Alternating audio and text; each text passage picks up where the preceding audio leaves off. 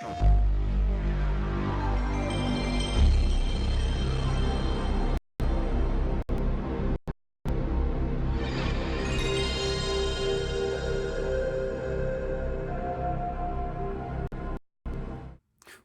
is up, everybody? Welcome to the PlayStation Forecast, Episode 8.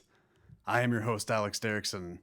I hope since the last time we spoke that you and yours are doing well. You know, it's been another week where I haven't gotten a chance to play much of anything as it goes as you get older. Spend more time with the Vita, playing some Rogue Aces, trying to get back into Danganronpa 3 because I still have that, or V3 rather. Danganronpa 3 is the anime, and people will get angry if I don't get that correct.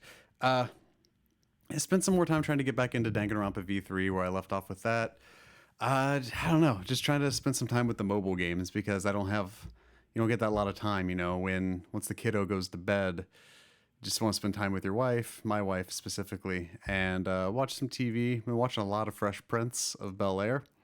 That show holds up, man. That's a great program. Always has been, always will be.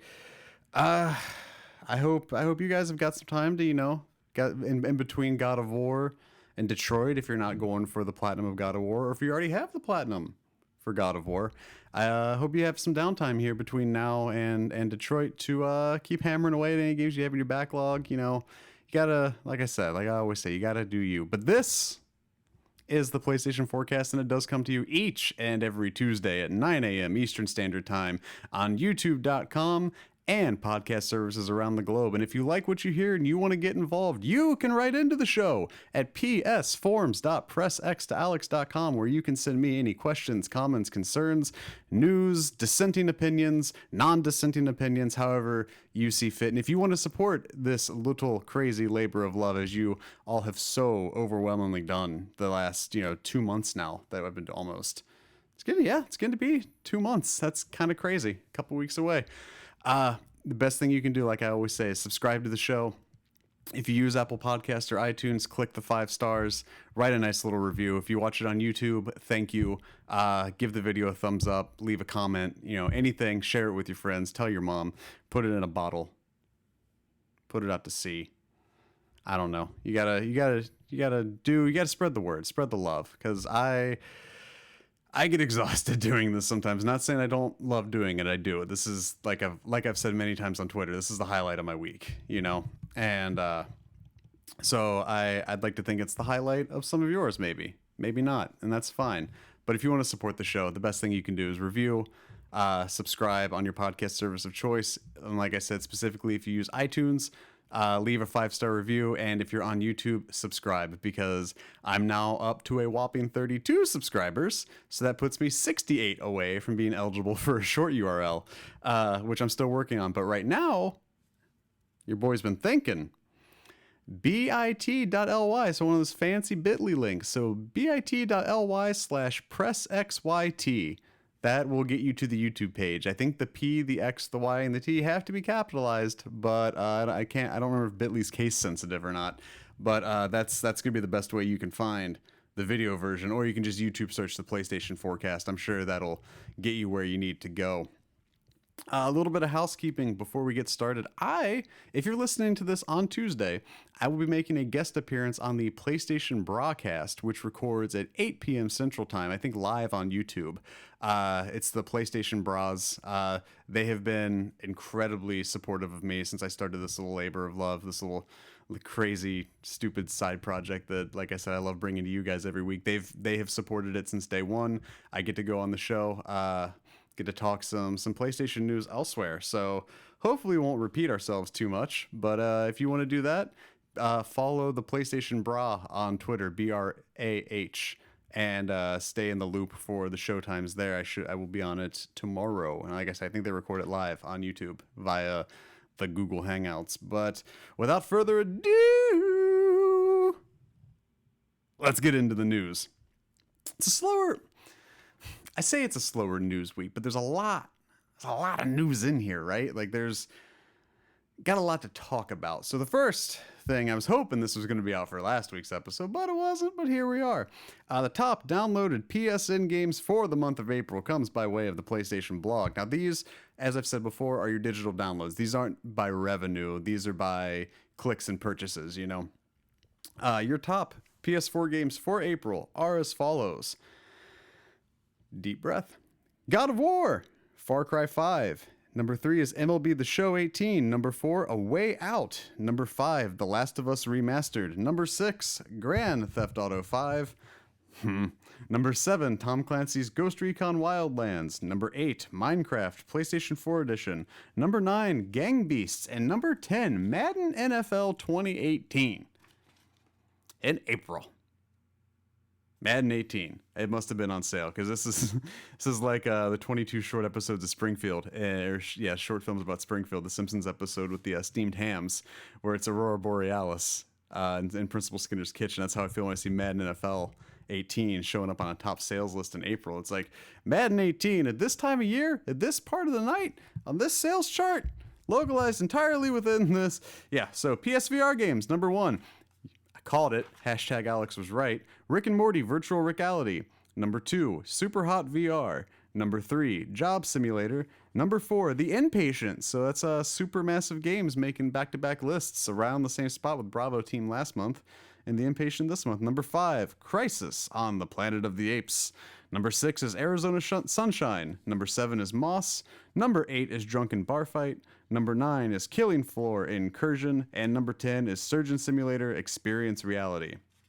If y'all are interested, your top 10 free-to-play games are Fortnite Battle Royale. I should just call this the Fortnite Battle Royale top 10 because it's number 1, and I'm sure there's a huge difference between the rest. Number 2, Brawlhalla.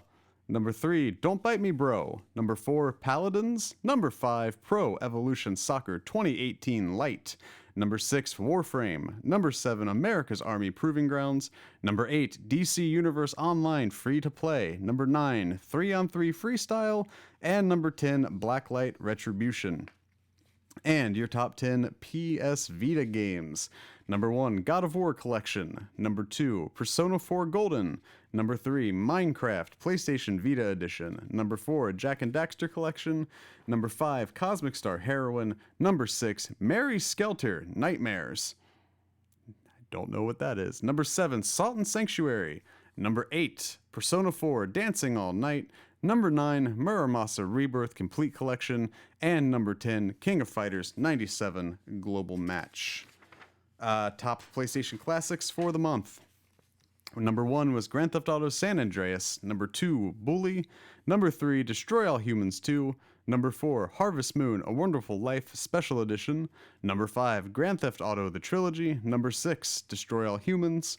Number 7, Red Faction 2. Number 8, Red Faction 1, or just Red Faction as it is listed here. Number 9, Grand Theft Auto Vice City. And number 10, The Warriors. So PS Classics remains basically a Rockstar heavy list, but props to Santa Monica taking the top spot on 2 different systems. No surprise there, right? It seems there's usually a corollary between if there's a big release and its previous games getting purchased on another system.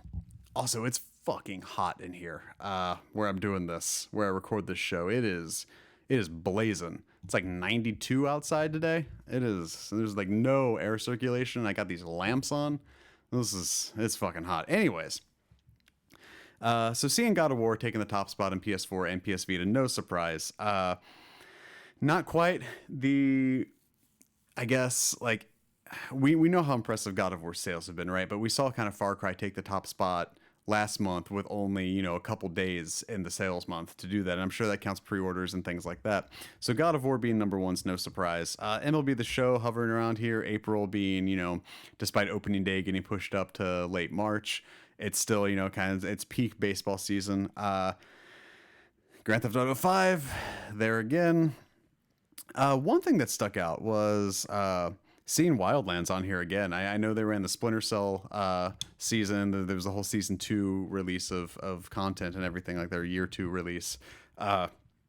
Still, again, Ubisoft, man, they will not go away. They got 2 games on here this time.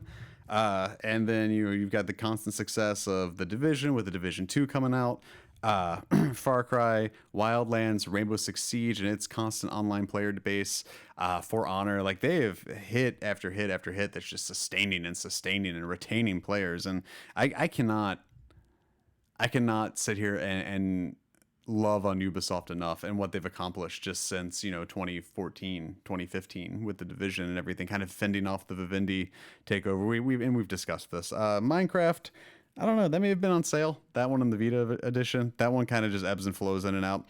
Gang Beast's on there. If you haven't played Gang Beast, it's fun if you got other people to play with. So if you're looking for a multiplayer game, check that one out. A Way Out continues to succeed. Madden in April, what the fuck? The draft, I guess. I don't know. I don't know how that one still made it on there, other than it just being on sale. In terms of the PSVR games, I touched on it a little bit, seeing Supermassive in there again with the Inpatient. That's good to see. I know it's kind of like a mixed reviewed title.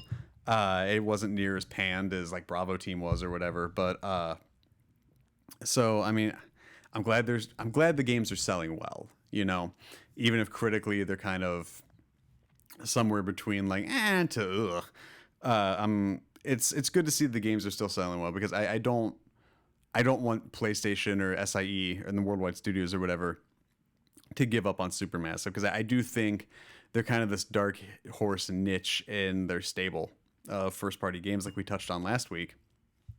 So they're not a studio I want them to risk losing. I'd rather them buy them out and outright and kind of just incorporate them with Naughty Dog and Insomniac and kind of give them those funds. But I really hope we see some cool stuff out of them coming. We'll touch on down the road stuff here in a little bit. Moss, I'm glad to see a lot of people have said that is the best VR experience you can have.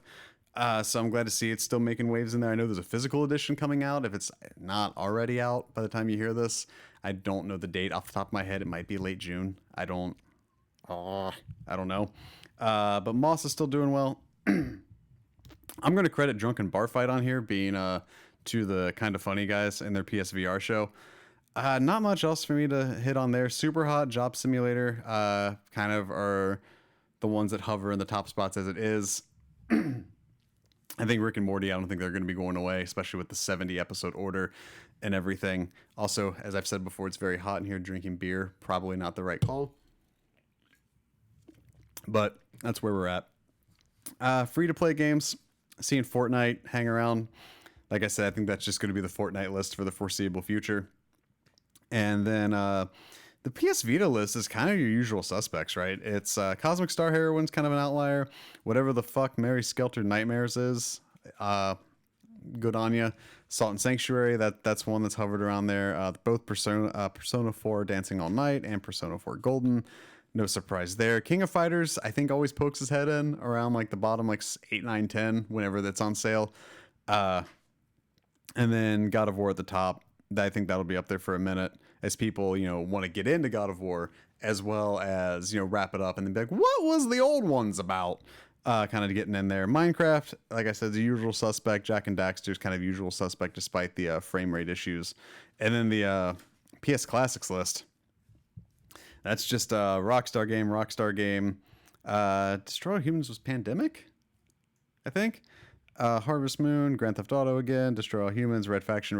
So kind of with the remastered edition, I think probably bolstered that a little bit, and also probably on sale. Grand Theft Auto again, and The Warriors. So it's a lot of Rockstar games. That one hasn't really changed too much, I think, especially since we've been doing the show, right? It's just been kind of Rockstar game after Rockstar game, and then fill out the spots from there. Moving on from that, second bit of news, have some good old-fashioned deets on Days Gone. This comes from Game Informer. So last month, they did that full, massive 1 month, full spread, like just dedicated time to Spider-Man, right? This month is Days Gone, so another Sony exclusive takes the Game Informer spotlight. So here's just kind of a summarization of what to expect, and we'll kind of get into how I'm feeling about it, because Days Gone, like I've said before, is the one that I think out of the first party games it's the one that has the least room for error. One, because it's an IP, one, because it's drawing already so many comparisons to The Last of Us, one, that it's probably going to be released pretty close to The Last of Us Part 2. So it's going to be interesting to see how the market is for a game that, how it's going to distance itself from like the Scorsese of PlayStation games, you know, compare and like kind of set itself apart, or if it's gonna, you know, kind of crumble under its own weight, especially with it being a game that's been in development for a long time from Bend. So these are this I pulled from Reddit. This is a pretty extensive list, exhaustive list about details from Days Gone. So I'm just gonna read these off. I think these came by way of Reddit user Lucky Bastard Gaming. So thank you for compiling such a complete list. So it's been in development for 5 years. It was the first idea that came after making Uncharted Golden Abyss. It's had more than 100 developers. The team size at Bend has doubled since 2016. It picks up several years after a pandemic has ravaged the U.S. In the rapid fire questions on Game Informer's YouTube page, they asked them if the game is more about finding a cure, and they said no, it's more about surviving. So you've already kind of got the first, you know, break in terms of like what's gonna set it apart compared to a game like The Last of Us or other sort of like survival horror games, and that it's not going to be about figuring out the cure, but surviving and just making sure you live long enough, you know, at least even if you're going to inevitably die, as these things seem to go. See, people infected by a virus are simply called infected by Nero, the National Emergency Response Organization. Nero operates 12 checkpoints from quarantining and processing people, but now abandoned. Deacon, the main character, Deacon St. John, has a mercenary friend named Boozer. The plot is about surviving, not finding a cure. Stealing Boozer's stuff will make him upset, which will affect your relationship. 5 encampments in the world, which Deacon goes between, has to forge relationships. You have to clear out locations to unlock fast travel. So pretty standard open world fare there. Weapons look worn down because of the rain. Larger towns to explore. Weapons lockers and safe houses, which refill your ammo. Deacon can scout the camps with binoculars. Deacon is an enforcer of a bike club called the Mongrels.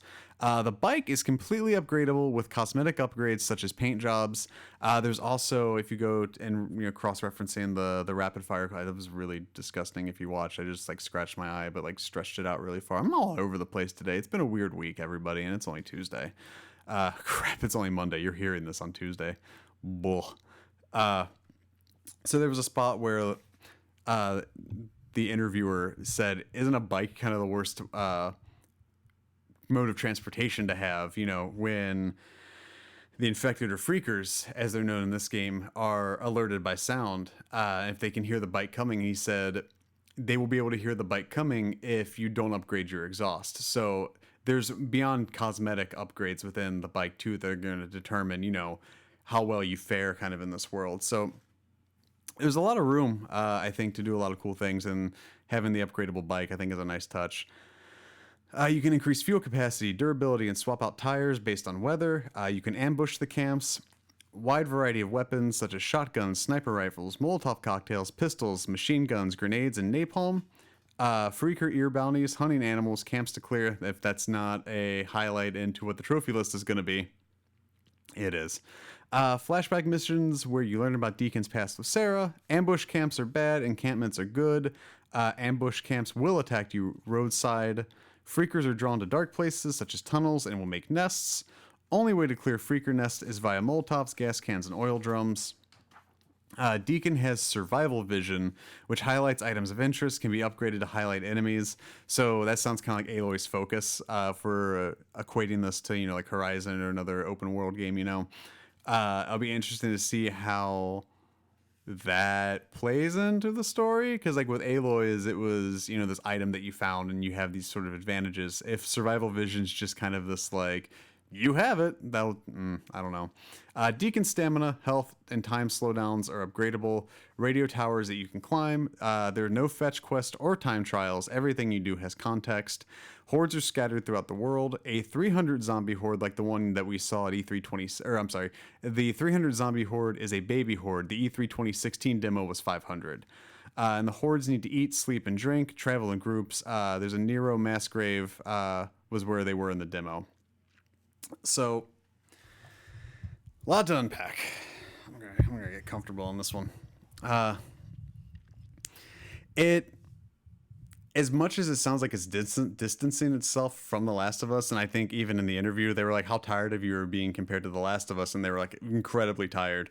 Uh, it's still a situation where any sort of post-apocalyptic survival game, especially when everyone's like, when this game takes place in Oregon or Washington, and it's already been kind of like tangentially linked in Last of Us Part 2 that this takes place in Seattle. So you're kind of like encroaching on the same environments with a similar time period and similar circumstances, with the difference being, it's about surviving and it's more open world, there's more to do.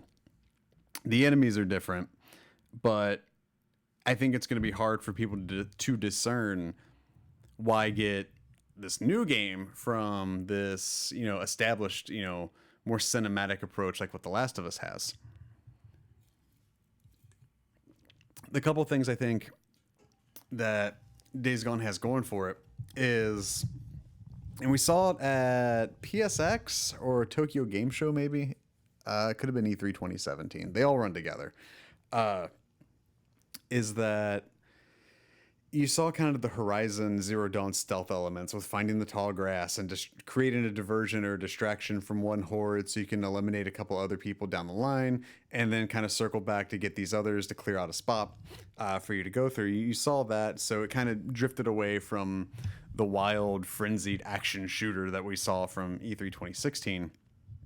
But a lot of the stuff in here kind of feels like it's pulled from Mad Max, in terms of not just so much the environment, but the upgradable, transportation and clearing out the encampments and stuff like that. It's a lot of normal open world fare, but I think the motorcycle upgrades are going to be an interesting mechanic, an interesting little like wrinkle into the Days Gone fabric. I don't know. There's like an hour of gameplay you can check out on Game Informer's YouTube page. I'm still kind of in the air on it. It's pre-beta, like it's alpha gameplay, so like there's lag and there's frame rate chugs and stuff like that. So I mean, don't judge a game by its pre-beta gameplay cover. But I don't know. I don't know how I feel about Days Gone right now. I'm in one camp. I'm excited because if you came to me and you're like, I have an idea for a game, it's from the Siphon Filter team. It's the Siphon Filter studio, the Uncharted Golden Abyss studio. It's part Last of Us, part Horizon, part Mad Max. I'd be like, I'm in. That sounds great. But then as you kind of get into it, I like that there's no fetch quests. I like that there's no time trials. It seems like there's a lot to do. Like it's a pretty explorable world. I think they said it's just a standard like weather pattern day-night cycle. It's not like seasons. And so that'll be interesting to see how that plays out, especially geographically in an area that is so, heavy with rain. How that's going to work with like the weather or with the weapons getting worn, and if that's going to play an impact on how they perform or anything like that too. The one thing I did love was seeing that the E3 2016 demo was 500 and a freaker horde.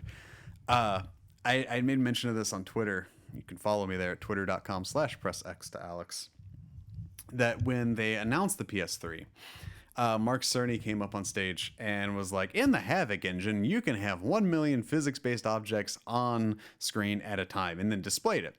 And I feel like this game is the first one to really like take full advantage of that outside of like particle effects. I know 500 is less than a million. I'm not dumb. But it's the one that really feels like, even though this is in Unreal 4 and they were using the Havoc engine, it seems like kind of the first one to be like, hey, this goes beyond particle effects. We can have this many fast moving physics based, ragdoll physics, everything else going on at once without slowdown. And we saw that in the demo, but if that's going to be a regular thing or with semi frequency, I think that's going to be kind of cool. I think from a technological standpoint, this game could be really, really cool. I think it's going to be beyond that though to carry it, right? It's going to need everything for this to click. Because I could see this being the game that comes out and it's Metacritic of 75 out of 100 with a high maybe of like 82, where it's like a game that establishes a good universe but maybe doesn't quite follow through. It's got some hiccups, it's got some performance issues, it may just not fully click. And I think that's what separates Days Gone from God of War, from Last of Us, from an Uncharted, from Ratchet and Clank, from Infamous. They're from what's expected out of Spider-Man. I think Spider-Man has a lot of room to fail, but we're not talking about that. Uh, with Days Gone though, it's not an established IP. It's kind of a tired idea, and that's similar to a very successful series already, and just having one title and a DLC with The Last of Us. And so I think there's a lot riding on Bend for this game to do well. And granted, they should want it to do well. Obviously, I want it to do well. But I think this could be a game where if there's not enough going on in the world, or if it feels too similar to a game that's done it better, or if like the upgrades and the skill trees and stuff like that just don't click. Also, there's dogs, so if that's cool. I'm excited about that. But how certain things, like how the upgrade system works, how the skill tree system works. If the story is good, like there's so much more that's riding on it, and it's from, like I said, a studio whose last console game was Logan Shadow. And last real release that wasn't an Uncharted card game was Uncharted Golden Abyss. So I think Bend has a lot on the table, for this to succeed, for this to do well, for it to be a good quality game that we've now come to expect within the pantheon of the Sony first party games, like especially with like Horizon being what it was, God of War being what it was. Or if you would just want to go a step further with just their exclusives in general, like that with like Persona 5 and Uncharted and what have yous. The exclusive stable with the PlayStation 4 is so good. Like it's great. It's a best ever lineup of exclusives, really. That I could see easily Days Gone getting lost in the shuffle or lost in the horde. And just kind of commercially fall flat in the same way, almost like a Gravity Rush, where like there's a crowd for it that just loves it and it's an ardent supporter, but it just doesn't make the money, or like the reviews just aren't quite there. It's I don't know, it's a lot. Check it out. If you're the least bit interested, I would definitely get your eyes on this coverage Game Informer's been doing. I think there's a lot to like. It's just whether or not, like I said, if the chips are going to fall into place as I think are coming to expect with the PlayStation brand and the PlayStation first party stable. On the topic of what to expect, we touched a little bit on it last week, where I caught up with each Sony first party studio the best that I could, given Wikipedia and a release calendar. But Sony has come out themselves with their E3 planning. So this also comes by way of the PlayStation blog, as well as the PlayStation Blogcast. There's some separation between the two here in terms of what came with what. But I'll read this to y'all. It's been an exceptional year for games thanks to the genre-defining mastery. This comes by way of Sean Layton, chairman of SIE and Sony Worldwide Studios. It's been an exceptional year for games thanks to genre-defining masterworks like A Way Out, Far Cry 5, God of War, Monster Hunter World, and Moss. But 2018 is just getting started. To ring in a new year of incredible new gaming experiences, the PlayStation team is planning a new E3 showcase, and we're inviting all of our closest friends. That means you. Big breath. Join us on Monday, June 11th, starting at 6 p.m. Pacific time, as we share a preview of what's next for PlayStation. We will broadcast the show live from E3 2018 in Los Angeles, California via live.playstation.com, Twitch, YouTube, and Facebook. In a rare break from tradition, we wanted to give you an early glimpse as to what to expect heading into the showcase on June 11th. PlayStation's Worldwide Studios will be at E3 in full force to provide you with an exclusive look at 4 upcoming titles. Death Stranding from Kojima Productions, Ghost of Szechuan, Ghost of Tsushima, Ghost of Tsushima from Sucker Punch, Marvel Spider-Man from Insomniac Games, and The Last of Us Part 2 from Naughty Dog. Of course, we'll have the stellar announcements from third-party publishers and independent developers who are all busy devising innovative, new experiences that will make your heart race and your emotions soar, whether you're on PS4, PS4 Pro, or PSVR. Sean, I noticed you listed PS4 twice. PS4, PS4 Pro, and PSVR. No motherfucking Vita. I know. Stay tuned to PlayStation.blog to learn a bit more about what's in store as we count down to June 11th, 2018, and another exciting E3 season. Our journey begins Monday, June 11th, starting at 6 p.m. Pacific Time. Will you join us? So, lack of Vita mentioning aside, I'm not surprised. They don't mention Vita. They haven't mentioned Vita basically since it was released. They put out Freedom Wars and we're done. No more Vita. We're good. Thanks. That'll do you. So some people are in a bit of a hizzy about this, right? On the blogcast with Sid Schumann, Ryan Clemens, and Sean Layton, they asked him if there were going to be any new hardware announcements too, and he said there were no new hardware announcements. So from E3 2016, E3 2017,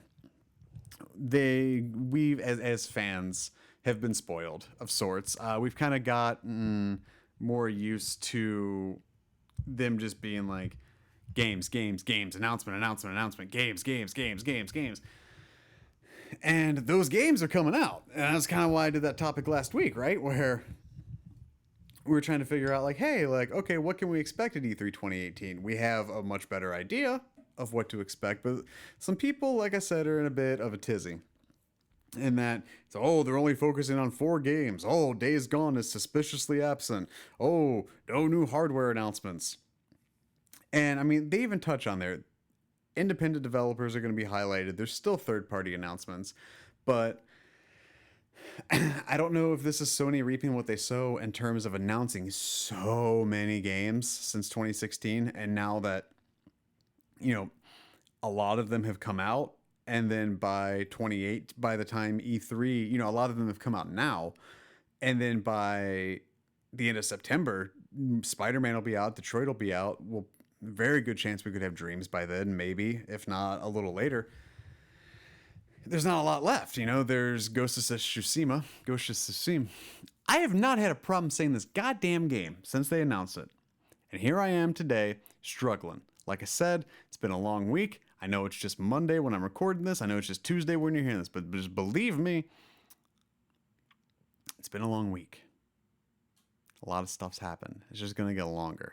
But with Ghosts from Sucker Punch, and then Death Stranding and Last of Us Part 2, like, that's exciting. You know, I've even said, like, I'd like to not see any more of Death Stranding unless they have something, you know, comparable to announce. And if we're doing these deep dives into these games as they've talked about doing, you know, like, it's going to be heavily focused on Ghosts. It's going to be heavily focused on Death Stranding, Last of Us, and Spider-Man. I'd be okay if they kind of left out what more of Spider-Man, because I think we've seen enough. I think people are.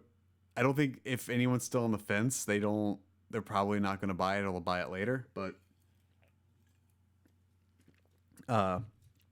it's a thing where we don't know a lot about Ghost of Tsushima. We don't know a lot about Death Stranding. We can draw these, you know, string theory, you know, lines across a map about what we think we know about Last of Us, but even then, we still don't even know some characters' names. They've been intentionally blocked out. This is a chance for that to be answered. This is a chance to see how far along, you know, Ghost, Death Stranding, and Last of Us are. And when we might get gameplay, we might be able to see, you know, more, like, an idea of when we're going to be getting our hands on them. And I don't think Sony's throwing the baby out with the bathwater with everything to be like, nope, this is it. This is the end of PS4. And because that's the other thing is they're saying no new hardware announcements, but we're also not really announcing like a large stable of more first party releases. And we've talked before, on here about how soon is PS5?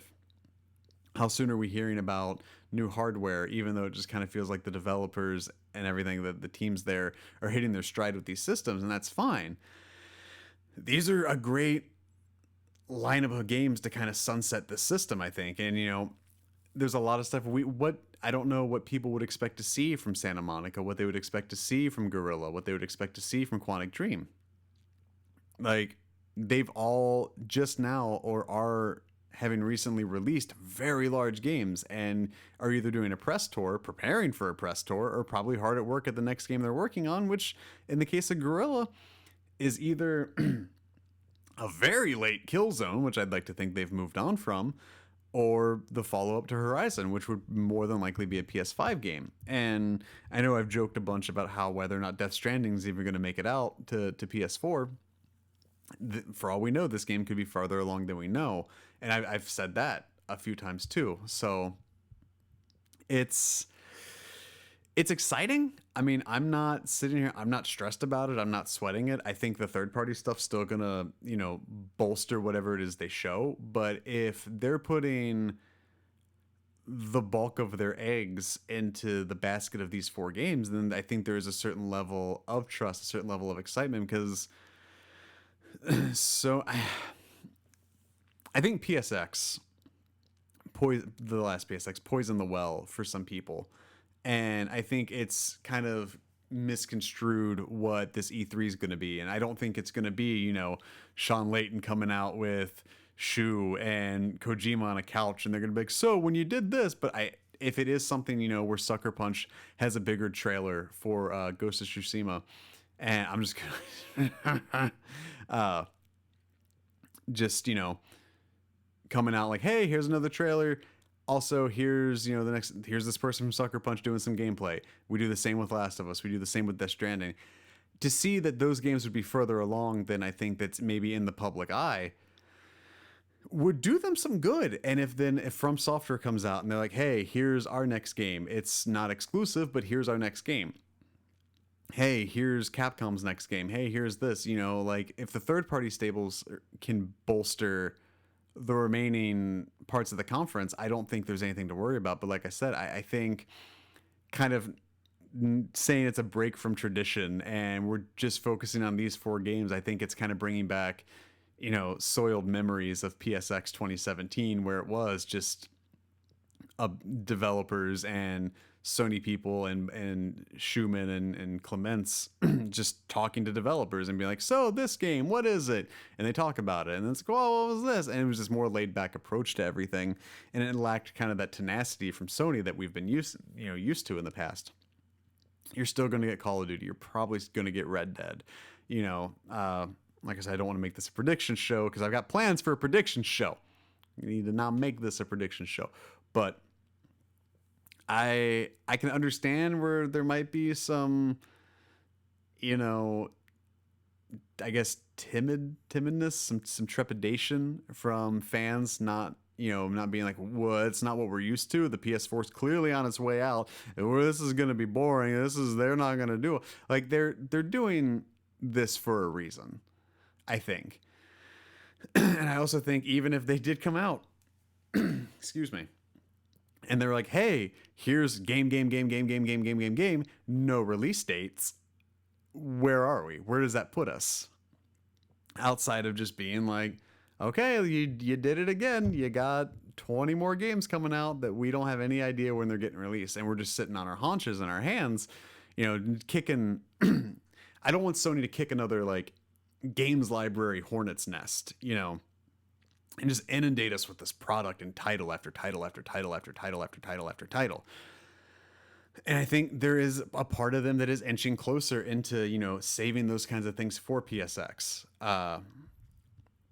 Or for, like Tokyo Game Show. There's so many goddamn conferences. And everyone's so used to E3 being the conference, but when Sony's able to do their own that is for that dedicated fan base and that dedicated group of people like, me or the you that's listening to this, it's hard to know where to hang your hat in terms of expectations. So I would hate for them to go out and be like, more of the same, game. And us just being like, that's cool. When? Are we waiting 2 more years on these? But if they come out and like, here's Last of Us 2, here's a trailer, here's some gameplay, here's a year, here's a quarter and a year, here's Q3 2019, here's Death Stranding, here's another character reveal, here's more whales, here's a scorpion, here's some ink, and it's summer 2019. It's to get more of that second round, that second win that's what's left. And if these are the games that, like I said, that are sunsetting the system, I don't think there's anything wrong with that. And if they are withholding information because there might be stuff in development for PS5, which there very well probably is, I think it's good to not chuck stuff out there and just be like, here's more, and just like force feed us game after game when you've got 4 that are kind of lying in wait, where 3 of them are still pretty mysterious in terms of, either where they take place, who the characters are, or it's an entirely new IP from a very trusted studio, like what Sucker Punch has with Ghosts, which is the one of the 4 I'm the most excited for. 1, because Feudal Japan sounds awesome. 2, I think we're going to start seeing a rise in samurai games, and I think this one's going to lead the charge. And 3, Sucker Punch and Samurai sounds awesome. I did a Twitter poll, and granted, 16 people voted. Twitter.com/pressx to Alex. You can follow me so you're not missing this breathtaking content where democracy crumbles under the weight of 16 votes. I think I was the only one that voted for Ghosts. I can't vote. I can't vote on my own poll. Never mind. So I would have been. I think I got like 1 or 2 votes of the 16. There was Spider-Man and Last of Us were the 2 most people were most excited for. But I think people are sleeping on Ghost of Tsushima. Tsushima.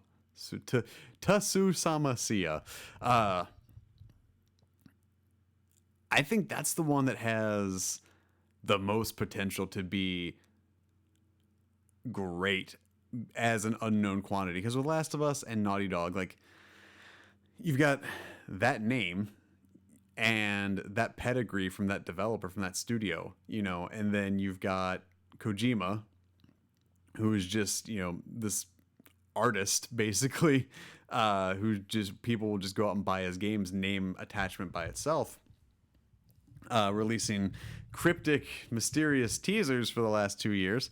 I think, Ghosts has the most room to really show you what it is and have that room to breathe and have that room to be like, look how fucking cool this game is. Death Stranding keeps looking cooler, but it raises way more questions than it's ever answering.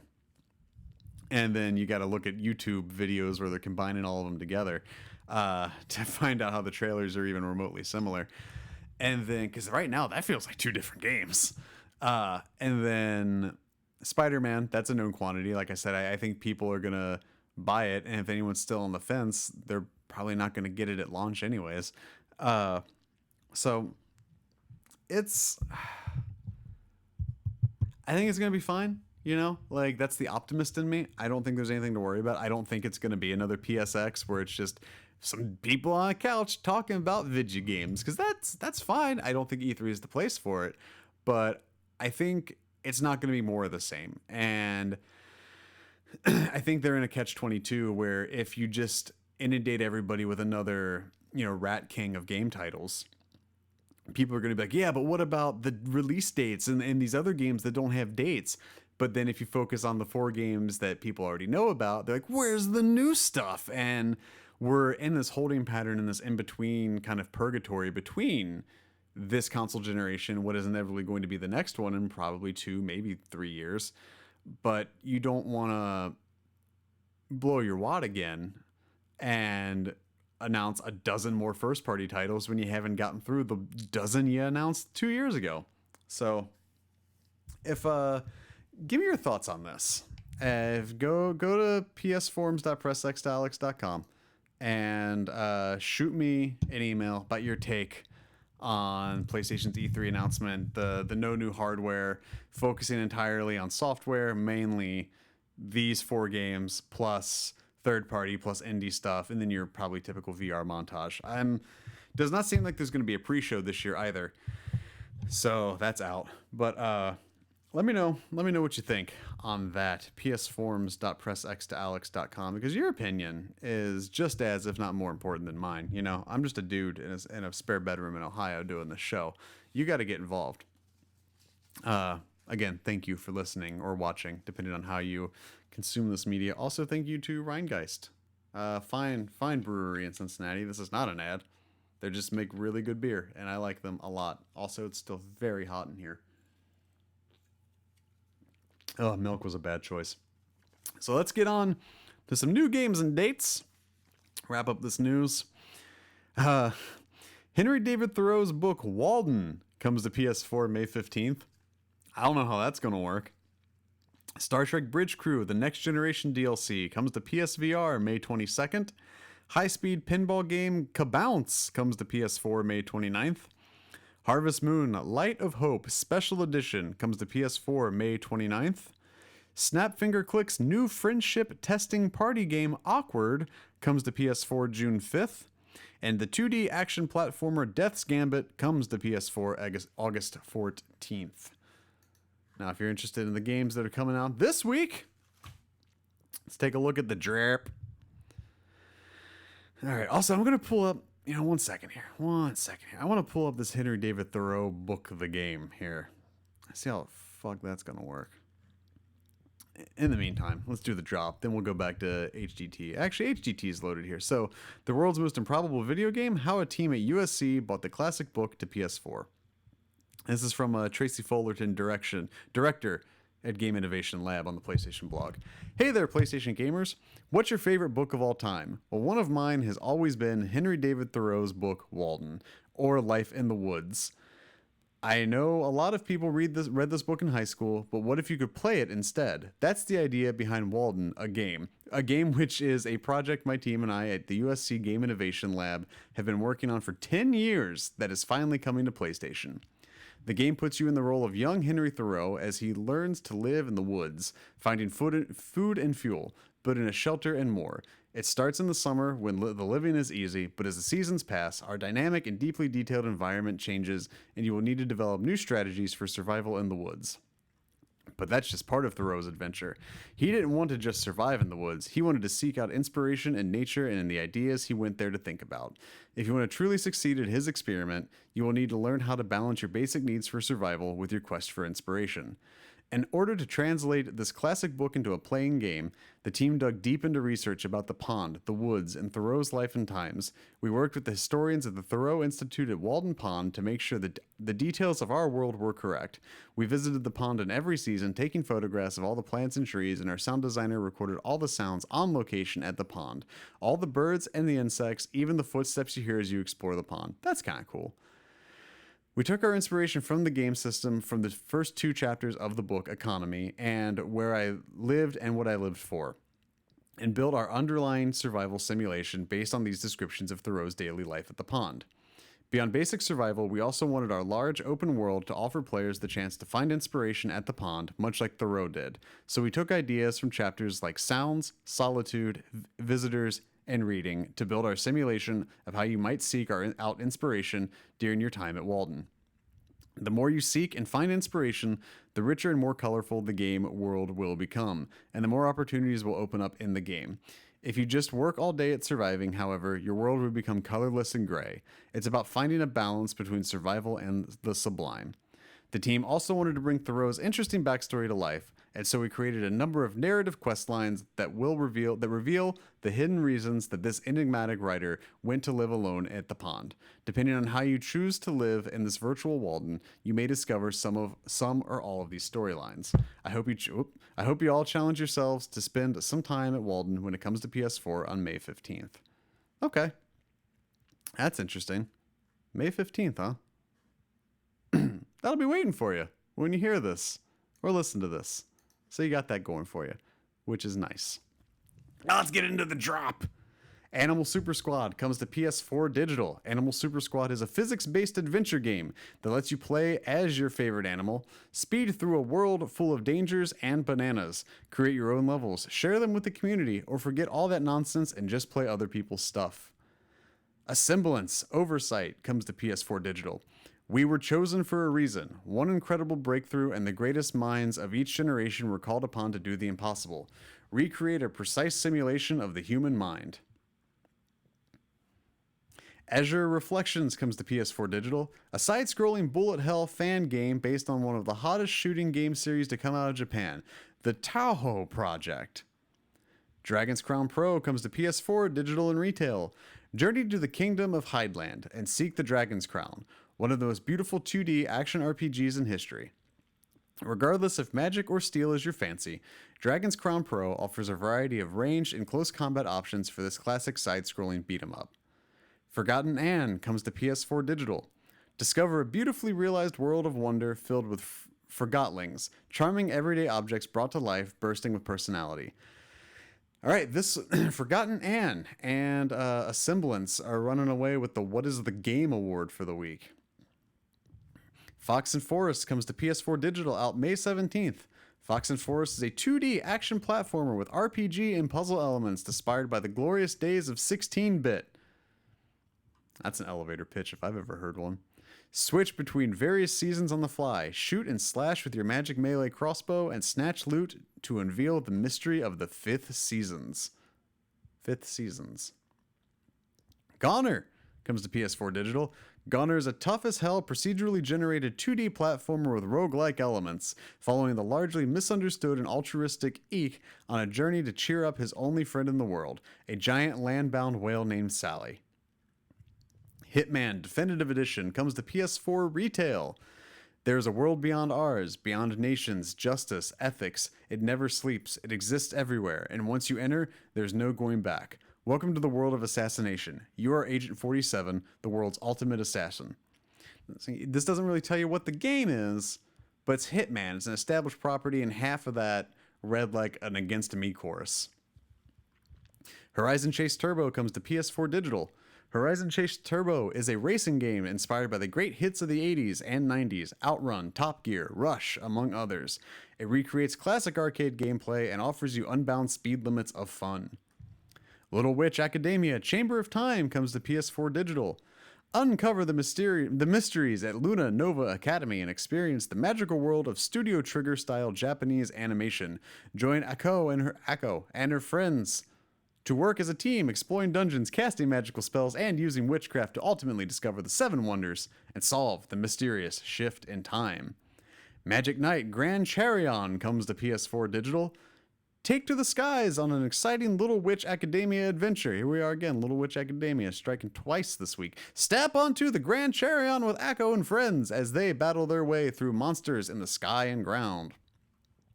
Monster Slayers comes to PS4 Digital. Monster Slayers is a roguelike deck-building RPG adventure with an innovative card-based battle system that lets you customize a deck to suit your playstyle. Omen Sight comes to PS4 Digital. Omen Sight is an action, murder, mystery. You are the Harbinger, a powerful mystical warrior. You have witnessed the destruction of the world. In order to prevent annihilation, you are destined to repeat that fateful day and solve the murder of the godless priestess whose death precipitated the apocalypse. See, I didn't need to read that whole article just now, because here we are. Walden the Game comes to PS4 Digital. Take on Henry David Thoreau's classic adventure in living simply in nature as you explore this epic open-world game based on the story of Thoreau's life in the woods alone at Walden Pond. Welcome to Hanwell comes to PS4 Digital. Hanwell, once a safe haven from the horrors of the world, now a cesspit of anomalous scum. Explore a dense open world of terror, every building a unique location with its own story to tell, strung together by the remnants of Hanwell. Wizard of Legend comes to PS4 Digital. Wizard of Legend is a fast-paced dungeon crawler with an emphasis on dynamic magical combat. Quick movement and even quicker use of spells will allow you to chain spells together to unleash devastating combinations against your enemies. And those are your new releases, both retail and digital, across PS4, PS Vita, and PSVR for the week of May 15th. Now let's take a look at the trophies.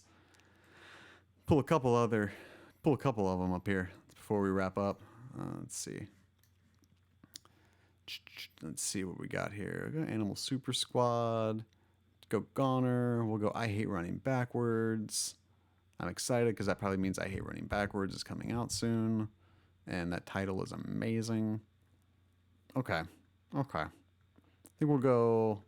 Yeah, judging by the looks of things, it's we're going to go with these three. So I need to reach out about 1979. Okay. Animal Super Squad has 14 bronze and 3 silver. No gold, no platinum. This is the problem. Kart racers. You'd think kart racers are just ripe for platinum trophies. At least gold trophies, you know? Fucking Coffin Dodgers had a platinum. Coffin Dodgers. It's not taking anything away from Coffin Dodgers, but it has a platinum. And you're telling me motherfucking Trailblazers and Animal Super Squad can't have a platinum. Animal Super Squad can't even have a gold? All right. Animal Super Squad trophies. Silver trophy. Look, Mom, I did a flip. Do a backflip. Find 5 hats. Find 10 hats. 520 hats. 520 hats. Find 20 hats. Finish 5 levels with the Flushmaster as starting vehicle. 5 levels with the Copter starting vehicle. Beat 5 levels with Ruthie. 5 levels with Ethan. 5 levels with Corndog. 5 levels with Polka. Slippy. Someone at Nintendo is going to be calling you. Play and beat 10 community-made levels. Play and beat 50 community-made levels with you total bad butt. This, I mean, like, you look at this list. It's some collections. There's some findings. There's a lot of finishing 5 levels, finishing, you know, with various vehicles, finishing with various characters. You would think you could stagger these to maybe make them weigh a little more than the other. You know, have a group of bronze, maybe make a group of silvers where beat 10 with these characters, maybe make a group of gold where like beat 15 with these cars. You know, and then from there, boom, you know, bada bing, bada boom, baby, you got a stew going and it's a platinum. I don't know what you're doing. Come on.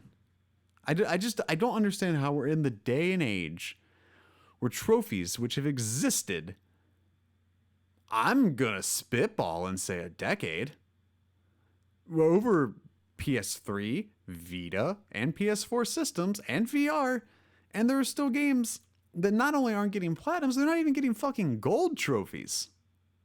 I don't understand why have this as a platform for to document achieving things through a game if you're not going to maximize it. Like there is a community of people, to an extent myself included, clearly based on how just upset I am, that would play your game if there was, you know, a platinum, even if it's an easy play. Fucking 5-star top rated slide.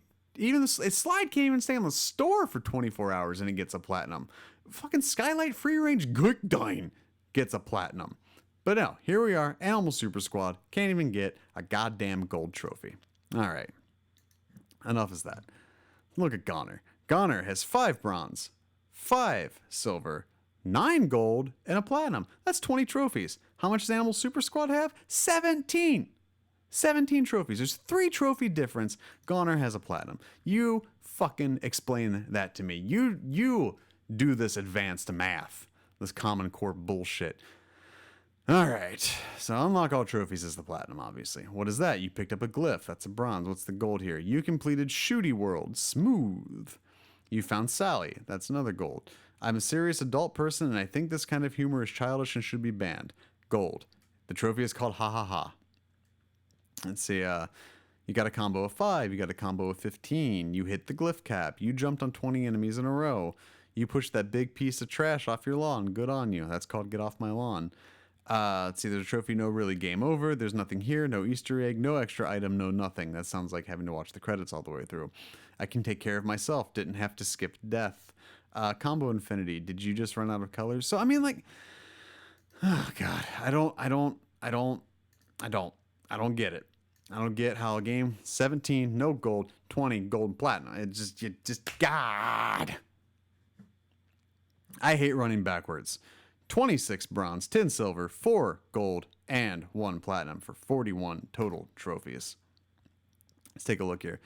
Backhand, deflect 20 rockets. Scrap and slap, kill Scrapjack using only the hammer. Kill King Scorpion, collect every power up in one run. Kill the biomechanoid without being hit. Kill Scrapjack, kill biomechanoid. Destroy a weapon crate. Finish a loop with all 6 curses active. There's just a trophy for dying. It's called Die Hard. The description is die. Detonate 50 explosive traps. Kill King Scorpion before he burrows. Get the combo counter to 50. Kill the lava golem. Unlock 15 special weapons. Collect 666 souls. So it seems like there's a lot to do here. There's a lot of meat on these bones.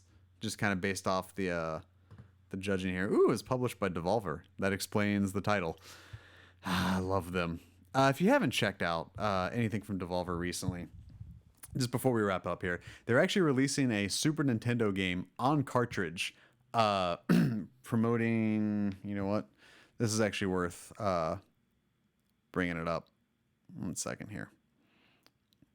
Dead air is the best air, right? Speaking of air, there's still no air circulating in this room, and it is still hot as hell.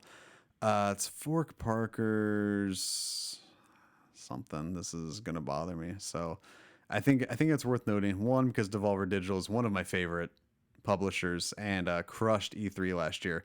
So yeah, Devolver Digital is proud to announce Fork Parker's Crunch Out for the Super Nintendo in partnership with TakeThis.org and MegaCat Studios. 100% of our profits go to Take This in support of their efforts with mental health in the game community. So it is legit a full-on Super Nintendo game on cartridge, everything. So if you want to support mental health discussions and also one of the best publishers on planet Earth, Devolver's got a Super Nintendo game with your name on it waiting for you. But for all of that, I think that brings us to a fine close here. This has been the PlayStation Forecast episode 8. Again, thank you all so much for joining me. Thank you for supporting me these past, again, 8 weeks. Have been awesome. I'm really excited to start, as we wrap up the second month of doing this. So I guess get into the second month, third month. I don't know how months work. I guess this would be the start of month 3 here in a couple weeks as we get closer to E3. Really excited. I'm really excited to kind of get the adult aspect of my life put together and get all this stuff kind of wrapped up so I can start churning out more content for you guys, just to show my appreciation for your continued support on this little labor of love. But it does come to you each and every Tuesday on youtube.com and podcast services around the globe. And if you like what you hear, you can get involved and let your voice heard by writing in to psforums.pressxtoalex.com. Let me know any questions, comments, concerns, bits of news, whatever you want to talk about. I will be all eyes and ears for you. And you may even get it read on the show. Probably. Take advantage of that. If you want to support the show, the best thing you can do is go on Apple Podcasts or iTunes, hit the 5 stars, write a nice little review, as about 29 or 30 of you have done so far. Thank you so much. That has been instrumental in getting more eyes and ears on this show. If you watch it on YouTube and you don't subscribe to my channel, please click subscribe. It doesn't cost you anything. And it gets me one step closer to doing something as simple as getting youtube.com/ a couple of actual words and not long-handed jargon. But you can go to bit.ly/pressxyt. It's a capital P, a capital X, capital Y, capital T. Pretty sure if they're case sensitive. And that will take you straight there as well. Again, thank you all so much for joining me. And until next week, clear out that backlog.